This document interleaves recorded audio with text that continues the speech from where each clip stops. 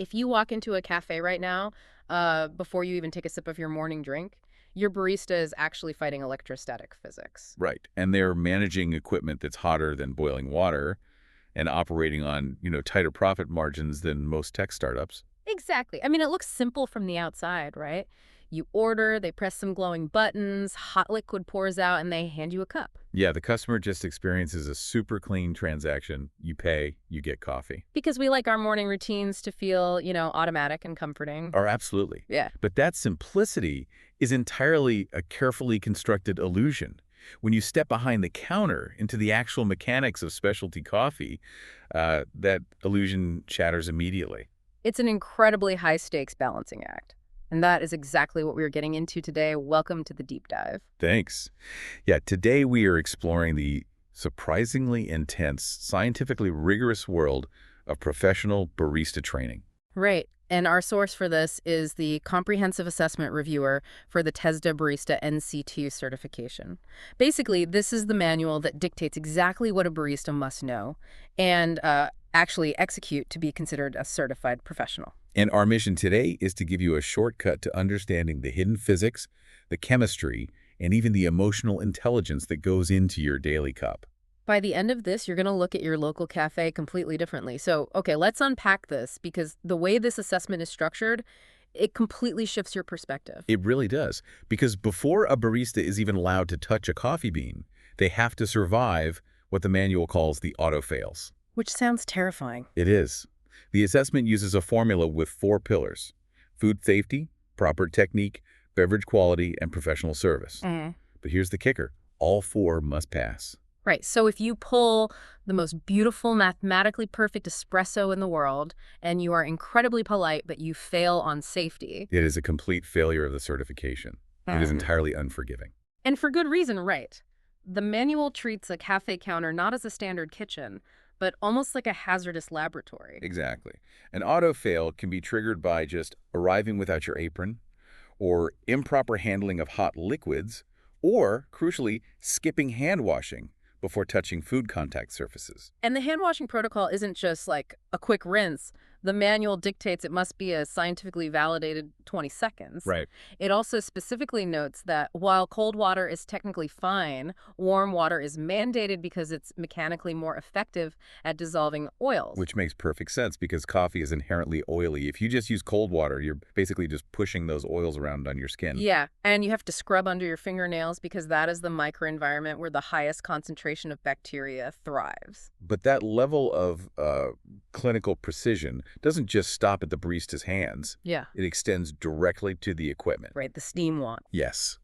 The protocol mandates that the steam wand must be purged, meaning you blast steam out of it into the drip tray before and after every single use. Okay, I read that and I have to push back a little. Is wiping and purging the steam wand immediately after every single use really that serious? It really is. I mean, bacteria doesn't grow in 30 seconds. During a morning rush, is it actually a safety hazard, or is this just an assessor being a neat freak? No, it is absolutely a safety and legal requirement under occupational safety and health laws. It's not about immediate bacterial growth in those 30 seconds. It's about biofilm. Biofilm. Yeah. Milk proteins and sugars, when exposed to a steel tube sitting at 130 degrees Celsius, will instantly bake onto the metal. Oh, wow. If you don't purge and wipe immediately, that milk hardens into a protective biofilm inside the tip of the wand. Oh, gross. So the next time you turn it on? Exactly. Residual milk left inside a warm, damp, sugary environment is the perfect breeding ground. You will directly contaminate the next customer's drink. That is disgusting. But beyond biology, there's the physics of it. Purging clears out condensation. If you don't purge, steam pressure builds up irregularly behind that blockage of milk. Oh, I see where this is going. Yeah. When it finally gives, it can cause an unexpected scalding hot spray of steam and water to shoot directly at the barista's face. Wow. Okay, so it is literally preventing biological contamination and physical explosions. That completely changes how I view a barista furiously scrubbing down that wand. Because they literally have to. Because if they don't, they auto-fail. Right. So once the workstation is clinically safe, the manual moves from the barista to the raw material, the coffee bean, and it makes a very clear point that a barista cannot force a bean to be something it naturally is not. What's fascinating here is that origin knowledge isn't just trivia meant to impress customers. It dictates the barista's entire mechanical approach to extraction. Right. The geography, the altitude, and the genetics of the bean tell you exactly how it's going to behave under pressure. The source breaks this down beautifully. Like, for example, it talks about Ethiopia, the birthplace of coffee. Beans from there often undergo a natural process. hmm I looked into what this actually means, and it's when the coffee cherries are left out to dry in the sun with the fruit still attached to the bean. Yes, which allows all those fruit sugars to ferment and infuse into the seed. Right, which is why Ethiopian coffees have those delicate blueberry, jasmine, and floral notes. Exactly. And then you contrast that with the region like Sumatra in Southeast Asia. The manual notes, Sumatran coffee has a very earthy, heavy body with dark spice notes. Because of how it's processed, right. Yeah, because of their unique wet hold process. In Sumatra, the climate is so humid that they have to strip the fruit off and hull the parchment skin while the bean is still soft and wet. So it's exposed way earlier. Right. This exposes the raw, naked seed to the elements much earlier, which fundamentally alters its cellular structure and gives it that incredibly distinct, earthy, almost savory profile. The manual also highlights local pride within the Philippines, specifically Barako coffee, which comes from the Liberica species. It's known for a very bold, strong body that is completely distinct from Arabica or Robusta. Yes. But speaking of Robusta, the manual calls out something that really surprised me. It addresses Robusta bias. Yeah, this is a big one. The industry often champions Arabica as the only acceptable specialty coffee because it's, complex, fruit-forward, and lower in caffeine. Right, and Robusta is usually dismissed as bitter, harsh, and cheap. But the manual explicitly states that calling Robusta bad coffee in an assessment shows internalized bias, not actual industry knowledge. Because it's actually important for espresso, right? Exactly. So it points out that Robusta is scientifically essential for creating crema thickness and body in traditional espresso blends Why is that? because of its cellular structure. Robusta beans are denser and contain less oil, but they hold on to carbon dioxide much better than Arabica. Oh, I see. When you extract espresso, that CO2 is forced out and emulsifies with the oils to create crema, that golden foam on top of an espresso. If you want thick, stable crema, Robusta is a mechanical necessity. So it's just a different product with different strengths, not an inherently inferior one. Exactly. But all of this genetic potential, whether it's the floral notes of Ethiopia or the crema-producing power of Robusta, is entirely at the mercy of the roaster. Absolutely. The roast level fundamentally alters the bean's chemical makeup. Wait, so if I go to the store and intentionally buy a dark roast Ethiopian bean, am I basically destroying all those delicate floral and blueberry notes we just talked about? Yes, you are essentially setting those delicate organic compounds on fire. Ouch. The manual points out that dark roasts obliterate origin flavors. Think of it like a steak. If you take an incredibly expensive, highly marbled Wagyu steak and you cook it well done until it's charred, you can no longer taste the quality of the beef. You're just tasting the char. You're tasting the fire, not the farm. As the roast gets darker, those floral and citrus notes are chemically destroyed and replaced by carbonized, smoky, and bittersweet chocolate notes from the roasting process itself. That is heartbreaking if you are paying a premium for a single origin bean and just don't understand what the dark roast is doing to it. It really is. But okay, assuming we have selected the perfect bean and the right roast, the barista must now apply actual physics to turn it into liquid. Because as the manual shows, you can't just pour water over a dense, light roast specialty bean and hope for the best. You need force. This brings us to the core of the Café, the espresso machine. The goal here is the God shot. The God shot. Right. Espresso isn't just strong coffee.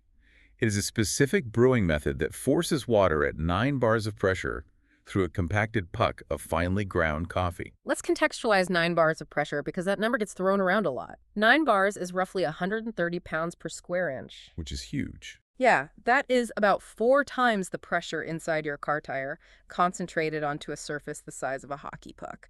And that immense pressure is necessary because it dissolves solids and emulsifies oils far more efficiently than gravity ever could.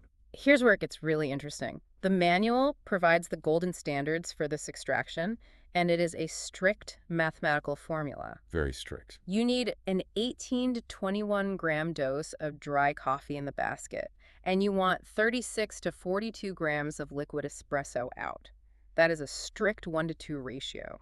And this all has to happen under that 9 bars of pressure over exactly 25 to 30 seconds. With water heated between 88 and 94 degrees Celsius. It's crazy. And the barista has to evaluate this visually in real time while managing like 3 other orders. So what should it look like?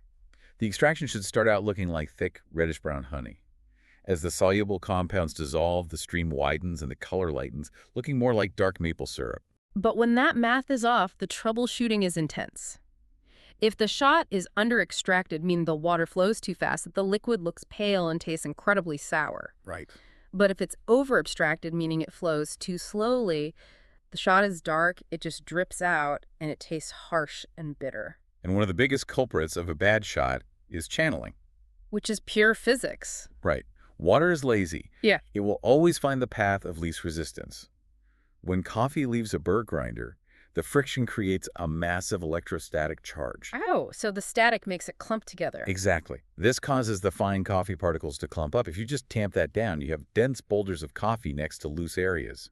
The highly pressurized water will just blast through the loose areas, over-extracting those channels and leaving the dense clumps completely dry.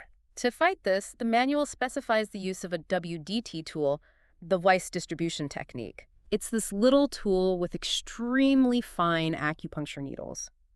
The barista stirs the grounds to physically break up the electrostatic clumps, ensuring the puck has uniform density. You are literally fighting static electricity to ensure uniform water resistance. And if a barista notices the shot is running too fast or too slow, the calibration rules to fix it are incredibly strict. You must adjust the grinder first. You only change one variable at a time. Right. And critically, you always purge 3 to 5 grams of old coffee between adjustments. Because the grinder chute holds on to the old, incorrect grind size. If you just change the dial and pull another shot, you are using the old coffee. Exactly. It's like trying to tune a guitar while someone else is twisting the tuning pegs. You're reacting to delayed feedback, so you end up overcorrecting and ruining the whole setup. If we connect this to the bigger picture, changing multiple variables at once completely ruins the scientific method. Let's say your shot is running too fast. If you decide to adjust the grinder to make the coffee finer, and you decide to press down harder with your tamper at the same time, you might magically fix the 25-second timer. But you have no idea which action actually solved the problem. Exactly. You've introduced inconsistency. Maybe your tamp was crooked, maybe the grind was too fine. By not isolating your variables, you guarantee a bad cup eventually, because you are just guessing. It ceases to be a controlled physics lab. It is literally a laboratory on a countertop. But mastering the espresso is only half the battle, because if you order a latte or cappuccino, the barista must now execute a precise thermal-chemical reaction steaming milk. The science of milk steaming is entirely about molecular manipulation. Milk contains 3 key components that matter here: water, proteins, and fat. As the steam heats the water, it boils and creates tiny air bubbles. And here is where it gets highly visual. Think of milk proteins like tightly wound up balls of yarn. When the heat from the steam wand hits them, it causes those balls of yarn to unravel or denature. Right. Those unraveled strings then weave together to form a microscopic net, which catches and traps the tiny air bubbles. Finally, the fat content in the milk coats that protein net, creating a smooth, glossy finish. And the manual outlines the exact mechanical process to achieve this. You submerge the steam wand tip just below the surface to create a tiny chirping sound. This introduces the air. But you have to do this before the milk hits 40 degrees Celsius. Why the strict temperature cutoff for air? Because by the time the milk reaches 40 degrees, those protein nets we talked about have already denatured and set. Oh, I get it. Yeah, if you try to add air after 40 degrees, the nets can't stretch to catch the microscopic bubbles. Instead, the air just pools together and you get giant, ugly, soapy bubbles sitting on top of hot milk. And then the manual warns of the 70 degrees Celsius death zone. The death zone is the point of no return. Above 70 degrees Celsius, the proteins over-denature and literally break apart, which creates a grainy, chalky texture. Yikes. Worse, the heat breaks down the lactose, the natural sugars in the milk, so it loses all its sweetness, and the fat separates entirely. It tastes flat, burnt, and savory in the worst way. The manual is incredibly explicit about this. If a barista hits the death zone, they must discard the pitcher. It cannot be saved. You can't just like cool it down in the fridge. No, the chemical structure is permanently dead. So when you order a morning flat white and it tastes weirdly burnt and flat, you're not tasting strong coffee. You're literally tasting the 70-degree death zone where the barista murdered the milk proteins. Which leads perfectly into why latte art is actually a sign of proper chemistry. The manual states that latte art is 80% texture and only 20% pour technique. Right. The texture must be glossy microfoam that looks like wet paint. If your chemistry is wrong, like if you hit the death zone or added air too late, your art will physically fail. This actually blew my mind because I always thought a cappuccino was just a latte with huge frothy bubbles scooped on top. But this manual says a bubbly cappuccino is actually a failure. It is. Wait, so every cappuccino I've ever had with a mountain of stiff, soapy bubbles on top was technically a failed drink? Have we all just been conditioned to accept bad coffee chemistry? Yes, unfortunately. Yeah. It comes down to the fundamental difference between foam volume and foam texture. Okay. A cappuccino does have more foam volume, meaning more air is introduced early on. But both a latte and a cappuccino require the exact same bubble-free microfoam texture. If you have visible, stiff bubbles in a cappuccino, you have failed the chemical texturing process. It's just have hot, thin milk trapped under air pockets. Exactly, not a cohesive, integrated microfoam. And this chemistry changes completely when you move away from dairy. The manual notes that oat milk behaves best because barista-specific formulas are engineered to mimic dairy proteins. But almond milk is notoriously thin and curdles easily. And that curdling is a direct result of acidity. Almond plant proteins are incredibly sensitive to acidic environments. And espresso is naturally acidic. Right. When that hot, slightly acidic espresso hits the fragile almond proteins, they instantly tangle up and separate from the water, leaving you with a cup of curdled mess if the barista doesn't manage the temperature perfectly. And soy milk has its own quirks. Soy milk is good for texture, but the manual points out a specific operational rule. You have to pour the hot espresso into the cup first, and then pour the steamed soy milk over it. Yes. If you steam the soy milk and then let the espresso drip down into it, the localized temperature shock splits the soy milk. It highlights how adaptable a barista has to be. They aren't just memorizing a recipe, they are managing real-time chemical reactions based on the specific molecular makeup of the milk they are holding. But all of this intense chemistry and physics is ultimately judged by the most unpredictable variable in the cafe, a human being. Very true. The final test of a master barista is how they evaluate their own product and how they handle the customer. Quality control is rigorous. The manual outlines the Specialty Coffee Association, or SCA, cupping protocol. This is how baristas scientifically evaluate coffee quality. Right. It involves a precise 4-minute steep of grounds and hot water, breaking a crust of floating grounds to release volatile aromas, and then slurping the coffee. And the slurping is mandatory. You have to pull the liquid in sharply with a lot of air. It aerosolizes the coffee, spraying it across your olfactory receptors at the back of your throat. So it's not bad manners. No, it is the optimal biological method for flavor detection. But beyond the sensory evaluation, there is the harsh reality of cafe math. The manual breaks down the business side, noting that cafes operate on a 65 to 75% gross margin. Yep. So, for example, if a drink costs 45 pesos in raw materials, the coffee, the milk, the cup, it must sell for 150 pesos just to keep the business alive. That margin often surprises people, but you have to factor in what you are actually paying for. You aren't just buying the liquid. Right. You are paying for the incredibly expensive espresso machine maintenance, the intense labor of a trained professional, the rent, and the invisible waste, like the milk that had to be thrown away because it hit the 70-degree death zone. Which brings us to the customer service standards, which are just as strict as the extraction math. A barista must acknowledge a customer within 30 seconds of them arriving, even if they are in the middle of pulling shots and can't serve them yet. Absolutely. And when things inevitably go wrong, they rely on the HL technique for complaints. Right. HLL stands for halt what you're doing, acknowledge the complaint, listen fully, and take action. So what does this all mean in practice? Well, there is a crucial scenario rule in the manual that literally stopped me in my tracks. It dictates that you must never argue with a customer, even if they are factually, objectively wrong. Never. Furthermore, if you pull a shot that runs too fast, say 18 seconds instead of 25, and a customer is staring at you waiting for their drink, you must discard the shot and recalibrate the grinder, even if it delays them. Quality overrides speed. It does. But back to the arguing thing. Never argue, even if they complain about something completely inaccurate. That sounds infuriating. Why is the barista forced to just take it? This raises an important question about the psychology of conflict resolution, especially in hospitality. The manual isn't telling the barista to be a doormat. It's teaching them psychological de-escalation. Okay. You have to consider the human element of coffee. For most people, coffee is a deeply ingrained morning ritual. When a ritual is disrupted, whether they perceive the coffee is too cold or the wait is too long, their emotional response is entirely outsized. Logic just goes out the window when the morning routine is broken. Exactly. When someone is in that heightened emotional state, giving them a sense of control, like calmly asking them how they would like their drink remade, de-escalates the situation rapidly. Makes sense. If you argue and win on facts like, if you successfully prove to them that their dark roast should taste like charcoal, you still lose the customer and create a toxic scene in the cafe. Giving up the need to be right is a tool to restore the customer's equilibrium. It's emotional intelligence layered directly on top of the physics and chemistry.